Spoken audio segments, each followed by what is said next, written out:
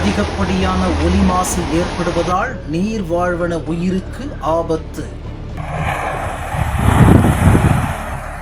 நீலகிரி மாவட்ட நீர்நிலைகளில் petrol diesel படகு இயக்க தடை. ஊட்டி பைக்காரா படகு இல்லத்தில் பெட்ரோல் டீசல் படகுகள் இயக்க தடை.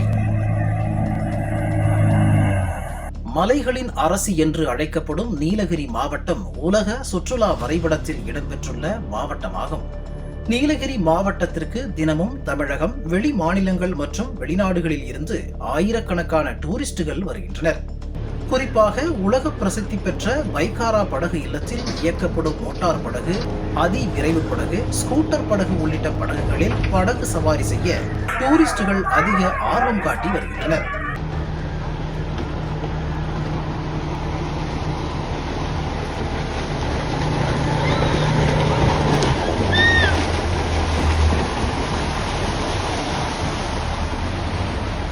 பைக்காரா படகு இல்லத்தில் படகு சவாரிக்கு பெட்ரோல், டீசல், மோட்டார் படகுகள் பயன்படுத்தப்படுகின்றன.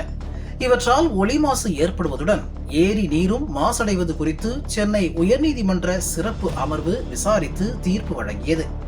அதன்படி பைக்காரா படகு இல்லத்தில் பெட்ரோல், டீசல், எந்திர படகுகளை இயக்க சென்னை உயர்நீதிமன்றம் தடை விதித்துள்ளது. கோவையில் உள்ள சலீம் அலி பறவையியல் கல்வி நிறுவனம் மற்றும் ஊட்டி மத்திய மண் மற்றும் நீர் பாதுகாப்பு ஆராய்ச்சி நிறுவன நிபுணர்களை அனுப்பி பைக்காரா ஏரியை ஆய்வு செய்து அறிக்கை அளிக்கவும் உத்தரவிட்டுள்ளது.